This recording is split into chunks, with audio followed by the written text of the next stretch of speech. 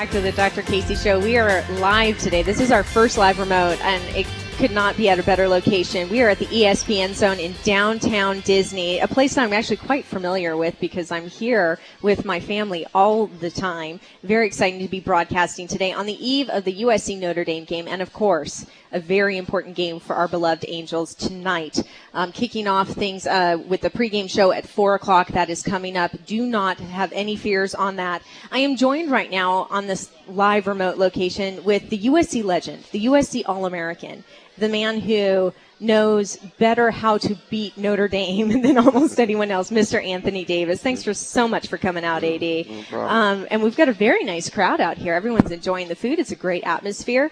And, you know, on the Dr. Casey Show, we're on Facebook, Twitter, we everywhere. And Winnie, I know you're listening. I just got your email. I'm glad I'm so sorry you're not here, but hello to you. We're going to be giving away a gift card in a minute, and we're going to be opening up the phone lines to do that. But let's talk specifically first about the Notre Dame experience. When someone says the words Notre Dame to you, what are your first associations with that?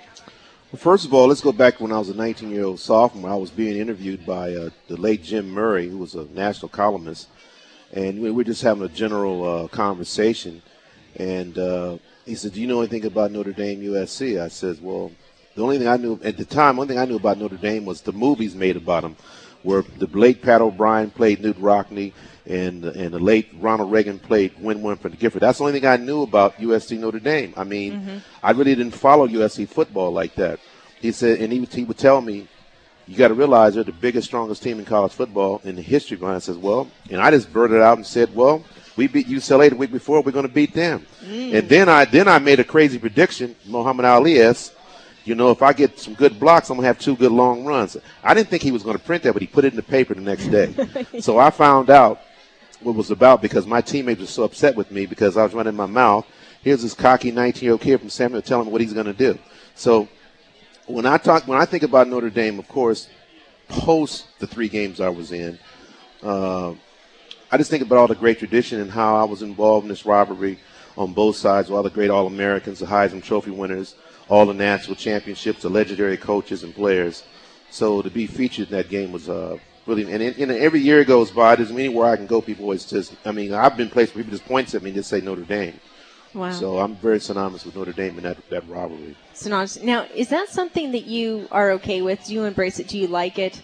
Or is it something where, you know, you want people to separate out that there's you as a person versus you as the Notre Dame killer? Well, I think when people talk to me 4 or 5 minutes, they realize there's more to me than just running up and down the football field and just an athlete. You know, they sense some type of intelligence. Here's a guy that went to school, and I'm a businessman.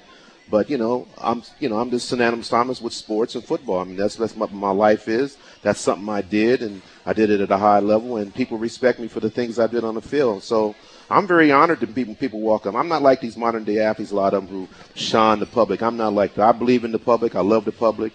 I love young kids. And one thing I really like more than things, I love it when kids come up because when a child comes up to you, just that 1 or 2 moments can do a lot for them. So I can tell you, I met a kid when he was 15 years old years ago, and he was talking to me. He says, I just want to let you know, you spent 20 minutes when you're talking about just general in life, and just those 15 minutes helped me. So that was monumental for me, and I've never forgotten that. And every time somebody walks up to me, I give them my time because the public is what's important. You certainly do. You gave your time getting to know this young sports psychologist, and I'm very grateful that you did. Well, you're very talented. I mean, talent knows talent, huh? We're recording this, right? We're recording it somewhere. Okay, all right.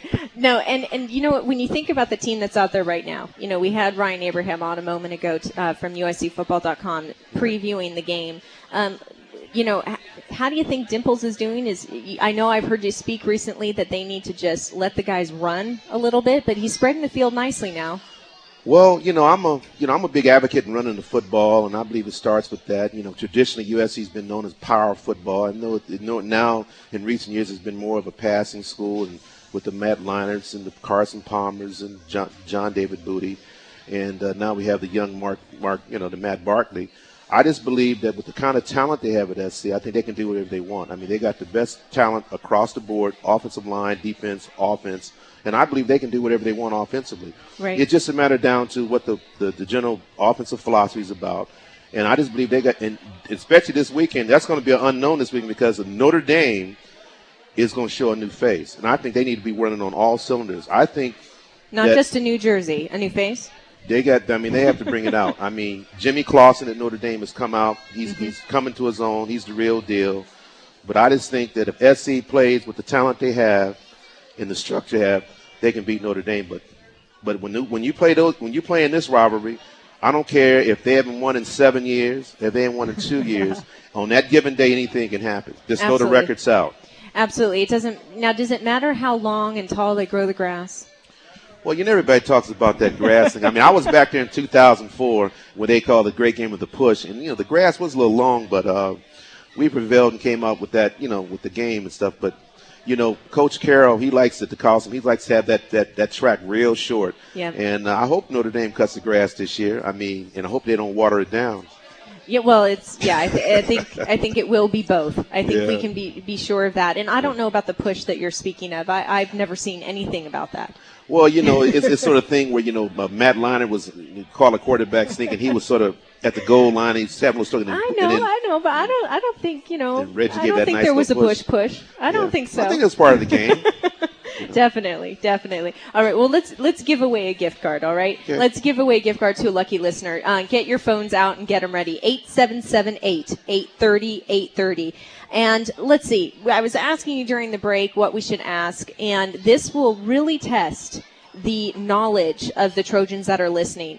How many national title teams was Mr. Anthony Davis a part of? If you know the answer to that question, how many national teams was this incredible athlete a part of? Give us a call, 877-8-830-830.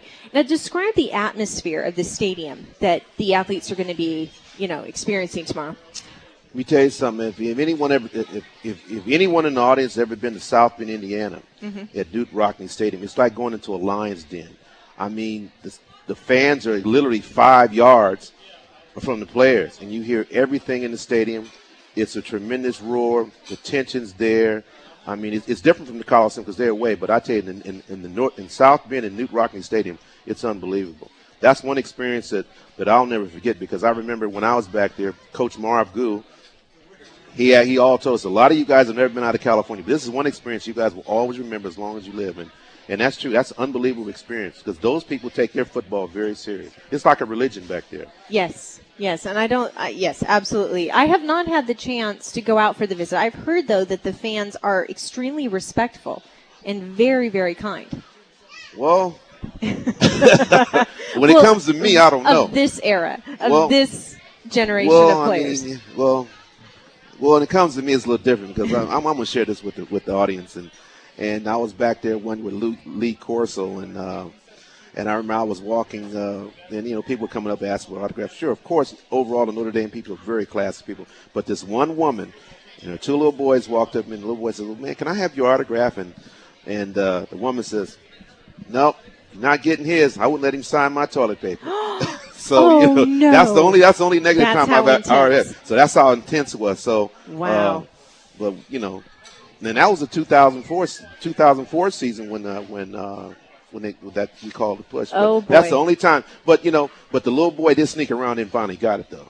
Okay. Yeah. All right. Well, I'm sure that you gave it to him willingly. Oh, I did. No problem. I'm sure you were really eager to give it to him. Absolutely. I really wanted to give it to that kid because he was a little upset about that with his mother. So he, regardless of what she thought, he wanted that autograph. Yeah. Well, any predictions for tomorrow? Where are you going to be watching the game from? We're here right now at the ESPN zone, and I'm thinking about driving back up because this place is so beautiful. I might want to watch it here. Well, where I'm going to be tomorrow for the game, I'm going to be in El Segundo at the Driving Museum in El Segundo where they have one of my cars on display. And I'm going to be there with a lot of USC faithful people who didn't make that trip. All right. And this book coming out. Yes. This book coming out, it's If My Nikes Could Talk. Yes. And how do people get their hands on it? Because it's straight from you, the source. So like you said, so many Trojans have written about that era and written about you, but now this is you writing about the era. Well, they can go to leonardwayne.com. Okay. That's where you go, and and he's my life coach, and who's really inspired me to do this. All right. And that's where it is right now. And they're projecting that book to be out in another couple of months. Okay. And